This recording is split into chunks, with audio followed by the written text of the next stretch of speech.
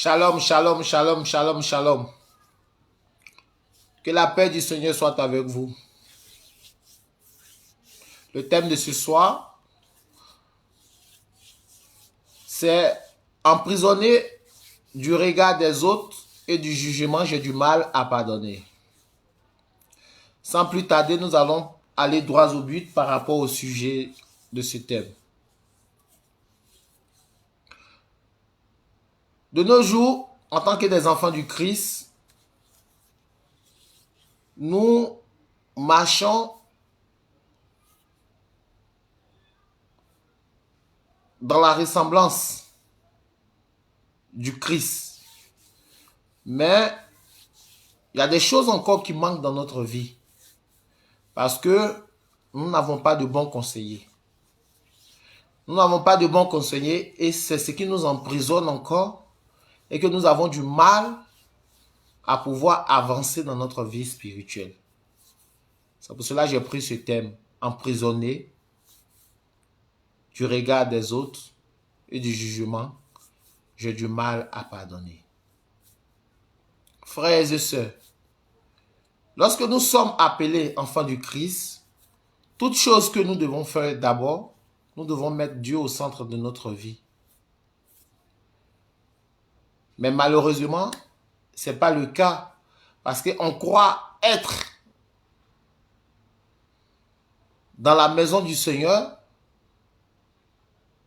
avec des hommes de bonne moralité. Mais ce n'est pas le cas. Nous tous, nous sommes dans la maison du Seigneur, mais nous sommes malades sous différentes formes. La Bible dit, examinez votre fréquentation. Examinez votre fréquentation. Dis-moi qui tu es, je te dirai qui je suis. Ce n'est pas parce que je suis dans la même église que toi que je suis forcé à être un ami avec toi. Deux fois même, nous portons nos problèmes de là-bas et nous ramenons à la maison. Je m'explique. Tu es dans ta relation avec ton homme. Je ne vais pas me baser sur la Bible, parce que ce que je parle, c'est de la Bible, je parle. C'est l'Esprit de Dieu qui permet que nous puissions parler. Tu es dans ta relation avec quelqu'un, avec ton conjoint, et peut-être le foyer bat de lait. Vous savez, il y a des gens qui ont des blessures qui ne sont pas encore guéries, qui cherchent le remède à leurs blessures, qui sont à l'église. Nous tous, nous sommes à l'église, mais nous tous, nous ne sommes pas de bons conseillers à l'église. Je ne sais pas si je me fais comprendre. Et cela nous rend prisonniers et nous enfonce encore dans le gouffre. Et nous devenons esclaves. Et nous avons du mal à avancer spirituellement et physiquement. J'ai soi-disant un ami ou une amie à qui je dis, comme nous sommes dans l'assemblée, ou bien en dehors de l'assemblée, que je fréquente, donc je l'expose ma vie, en l'exposant ma vie, pour pouvoir avoir son point de vue.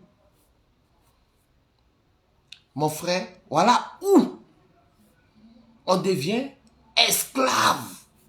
C'est pourquoi la Bible dit, malheur à celui qui met sa confiance en l'homme. Vaut mieux plutôt mettre ta confiance en moi, l'Éternel Dieu, qu'en un homme. C'est pourquoi, lorsque Dieu a appelé Abraham, et Dieu dit à Abraham, je te bénirai, et que Abraham, Dieu l'avait promis, une terre en abondance. Quand Abraham fuyait la famine pour aller en Égypte, Dieu avait donné des promesses à Abraham. Mais Abraham, par la peur de sa vie, Abraham a eu un petit mensonge en disant à sa femme, Sarah, de dire qu'elle était sa sœur pour que Sarah ne soit pas déshonorée et en fait que lui soit bien traité. Donc Abraham a mis sa confiance en l'homme puisque en Dieu, et c'était un petit mensonge pour épargner sa vie, mais c'était une erreur de mettre sa vie dans la main de l'être humain. Mais malgré que Dieu est amour, Dieu l'a retiré. C'est pour vous faire comprendre que quoi? C'est pour dire que lorsque nous sommes des enfants de Dieu, toutes choses que nous faisons, nous devons consulter Dieu. Même dans notre relation amicale, nous devons consulter Dieu. Nous tous, nous sommes dans la maison de Dieu, mais nous tous, nous ne sommes pas appelés à être des amis. Parce qu'il y a des gens qui sont mal éduqués spirituellement. Il y a des gens qui sont blessés spirituellement. Il y a des gens, les blessures là, ils détestent ça dans votre vie. Et c'est contagieux dans votre relation. Bon, en exposant ta vie à quelqu'un, la personne a une autorité sur toi. Tu es maniable. Donc tu as peur d'être rejeté. Tu as peur d'être rejeté. Et la personne maintenant, tu deviens ridicule après. C'est ce qu'on appelle la culpabilité. Parce que après, lorsque tu as des sentiments pour quelqu'un et la personne te fait souffrir, tu exposes ta vie. C'est pas même à tout pasteur qu'on explique sa vie. C'est pas à tout pasteur qu'on explique, à moins que Dieu lui ait révélé cela. Tu exposes toute ta vie et maintenant après, la Bible nous dit que les pensées de Dieu ne sont pas nos pensées. Les désirs de Dieu ne sont pas nos désirs. Donc nous nous plions à la conformité de la volonté et de la parole de Dieu. Mais quand quelqu'un te donne son point de vue, qui te dit, quitte cette personne. Ma soeur, il ne faut pas pardonner. Tu le pardonnes pourquoi? Est-ce que le garçon est fini à Abidjan? Ou bien Améti est là, c'est forcé. Mais c'est quelle fréquentation d'Améti que tu as? Parce que cette personne ne veut pas ton bien. Cette personne qui te dit qu'il est appelé enfant du Christ ne marche pas sur la voie que Christ veut que nous marchons. Parce que la Bible te dit que quoi? La Bible te dit que de la manière tu mesures pour les autres, c'est comme ça que tu seras mesuré. De la manière tu juges, c'est comme cela on va te juger. Donc maintenant, tu as peur d'être rejeté et tu fais ce qui plaît à celui qui ordonne ta vie, qui commande ta vie. C'est-à-dire que ta vie ne t'appartient plus. Ta vie appartient à quelqu'un d'autre. Tu vis la vie de quelqu'un d'autre. Frère, voilà où nous nous éloignons loin de Dieu. Parce que quand tu souffres d'un péché, c'est-à-dire que tu es prêt à pardonner. Donc toi-même, tu demandes le pardon. Tu es disposé à pardonner aussi. Parce que lorsque tu souffres, tu as besoin qu'on te pardonne. Donc toi, tu es disposé à pardonner. C'est pourquoi la Bible nous parle dans Marc 6, verset 12. Quand lorsque Dieu dit, pardonne, afin que tu sois pardonné. Mais de nos jours, vous voyez pourquoi nous, les enfants du Christ, des petits Christ, on est bloqués spirituellement et physiquement. Parce qu'on est haineux. Il y a beaucoup de mal en nous. Et on dit que chaque jour, on remplit l'église. Je prêcherai si l'obéissance vaut mieux que le sacrifice. Parce que tout ce que tu fais là, c'est vain. C'est en vain. C'est en vain. Va laver l'église. Il faut dormir au pied du trône de l'église. Il faut faire tout ce que tu veux. Mais tant que tu ne fais pas un pas, tant que tu n'arrives pas à te débarrasser de ce poids qui est sur ta vie et que tu laisses des gens manipuler ta vie, mon frère, tu t'éloignes loin de Dieu. Et aujourd'hui, nous avons emmené ça dans les débats religieux. Moi, ma religion est bonne, toi, ta religion n'est pas bonne. Toi, tu es dans une fausse doctrine, l'autre est dans une bonne doctrine. Pourtant, nous tous, nous prêchons pour la gloire de Dieu. Et ça fait que cette personne, tu n'as pas envie de parler avec lui. Mais est-ce que tu vois les épines que tu mets sur ta vie? Tu deviens prisonnier du pardon. Tu as du mal à parler à ton frère. Tu as du mal à pardonner. Soit peut-être, il a dit une parole sur ta religion. Donc cette personne, tu ne veux pas parler avec lui. Si tu es un petit Christ, la Bible te dit que, écoute-moi bien mon frère, la Bible te dit que Christ est la tête de l'église et nous faisons partie des membres. Donc les membres sont différents. Donc dans les membres là, il y a plusieurs. Quand tu vas comprendre ça, tu ne vas plus avoir des débats stériles. Tu ne vas plus laisser quelqu'un diriger ta vie. Tu ne vas plus laisser quelqu'un te manipuler. Voilà comment on divise votre relation. Voilà comment vous souffrez. Voici comment nous sommes dans le soupissement. Et après on dit, si Dieu existe, pourquoi je souffre? Non, mais c'est parce que tu n'écoutes pas la voix de Dieu. Dieu n'est pas indivisible. Dieu est dans l'amour. Dieu est dans le pardon. Dieu est dans la patience. Dieu est dans celui qui fait le premier pas. C'est ça. C'est pourquoi examinez votre fréquentation. Dis-moi qui tu es, je te dirai qui je suis. Être dans une assemblée ne veut pas dire forcément que nous soyons des amis. Être dans une assemblée ne veut pas dire forcément que nous devons nous fréquenter. Nous pouvons parler du Christ. Mais après Christ, on peut faire d'autres choses en dehors, mais ma vie ne doit pas être exposée dans la main de cette personne. Parce qu'il y a des gens qui sont des serpents à l'église. C'est pourquoi j'ai toujours dit, quand tu lis la parole de Dieu, demande au Seigneur de déverser les écailles de tes yeux. Quand Dieu te dit, je suis venu, non pas pour ceux qui sont bien portants, mais ceux qui sont malades. Ça veut dire, dans la maison du corps du Christ, chacun a une attitude différente. Chacun a une attitude différente. Il y a des gens qui n'ont pas encore eu la guérison. Donc, on ne peut pas se confier à ces personnes-là. Chacun implore la miséricorde de Dieu auprès du Père. C'est pourquoi la Bible dit, Dieu dit, la sagesse crie aux portes de Jérusalem. La sagesse crie aux portes de Jérusalem. La sagesse, c'est Dieu. La parole vivante, c'est lui. Donc celui qui est acquis à cette sagesse est rempli de l'onction vivante qui est Christ, de pouvoir marcher sur le droit chemin.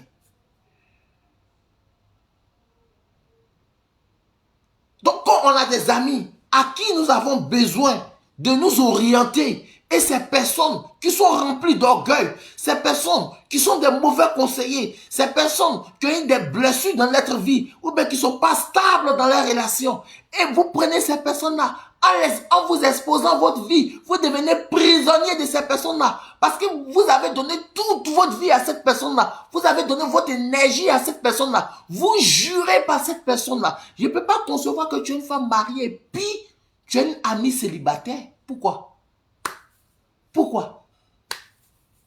La jalousie et la convoitise habitent le cœur des gens.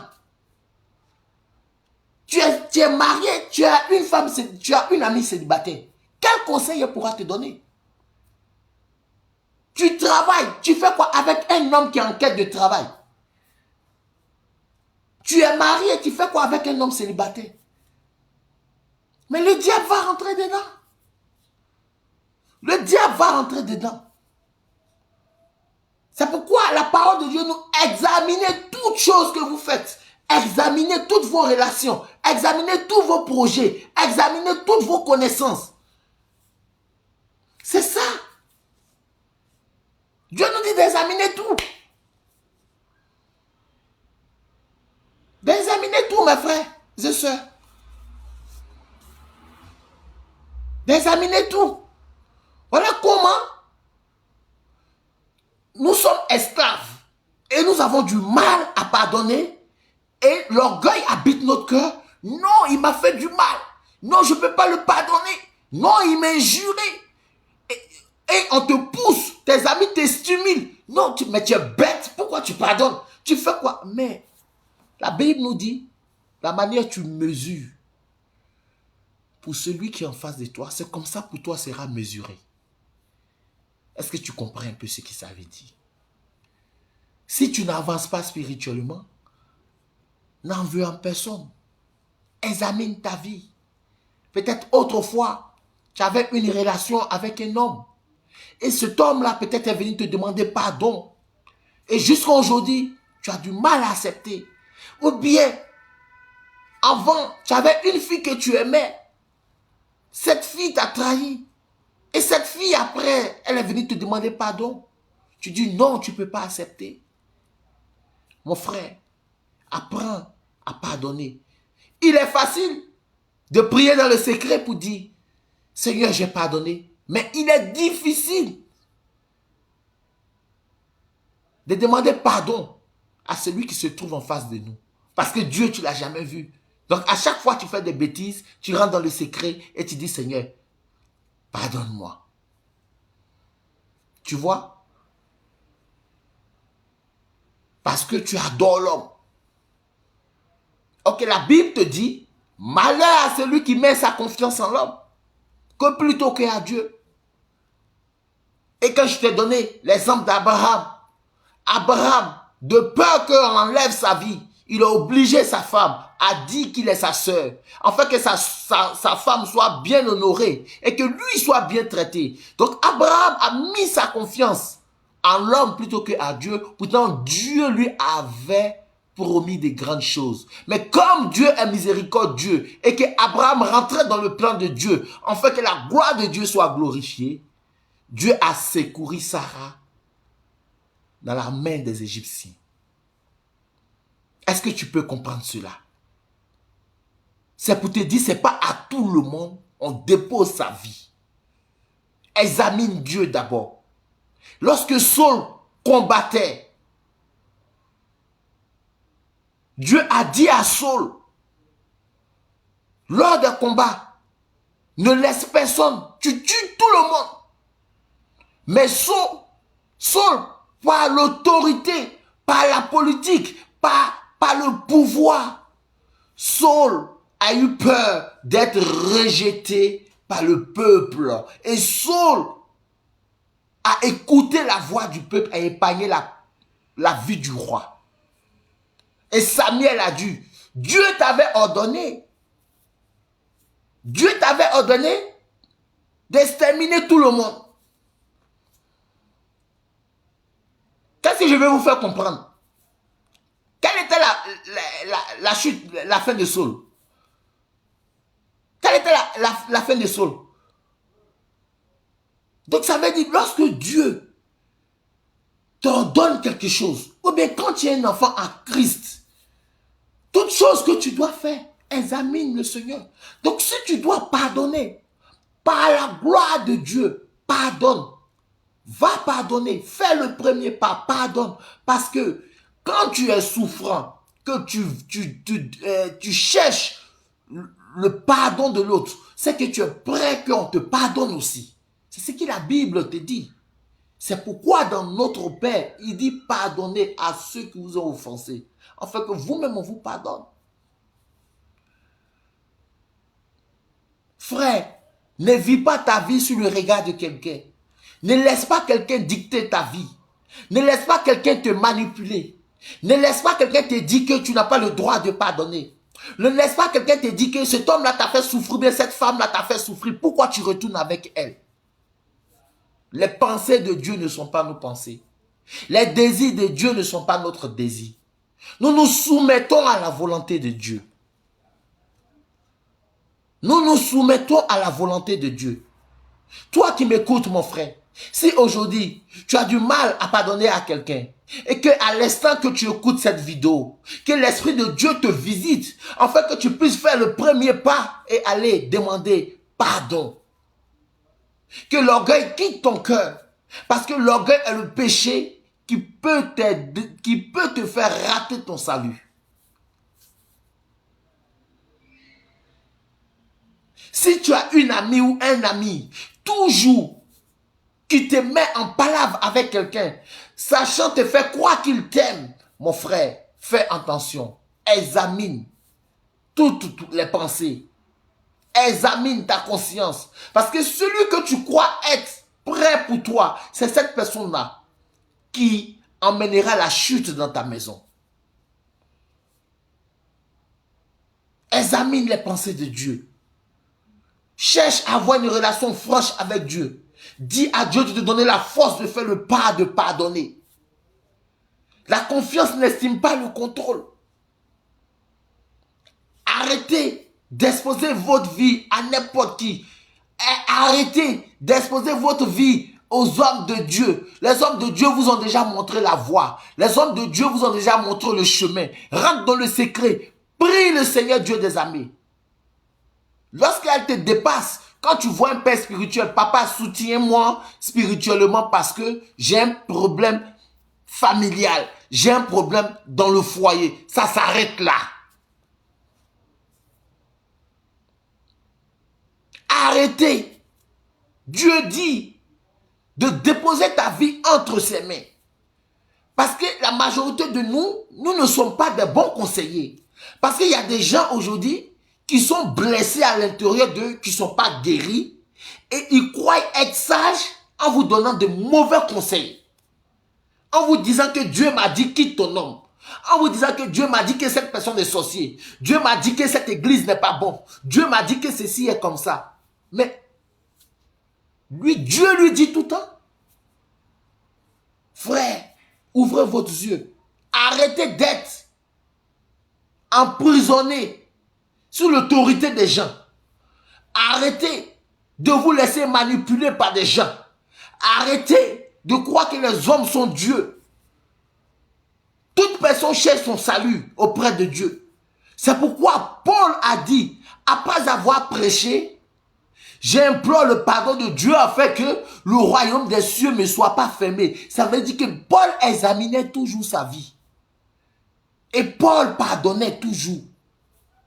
Donc arrêtez de croire que ces hommes qui vous donnent des conseils là, ils sont dans la perfection.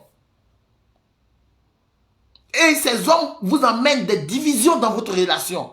Ces hommes-là vous font que vous quittez vos lieux de culte. Ces hommes-là font qu'aujourd'hui, vous quittez dans l'assemblée où vous étiez bien. Arrêtez d'avoir peur du jugement des gens. Vaut mieux plutôt avoir peur du jugement de Dieu que de celle de l'homme. Parce que pour l'homme là, c'est sans effet. Ça ne peut pas t'emmener quelque part. Parce que c'est que du commérage.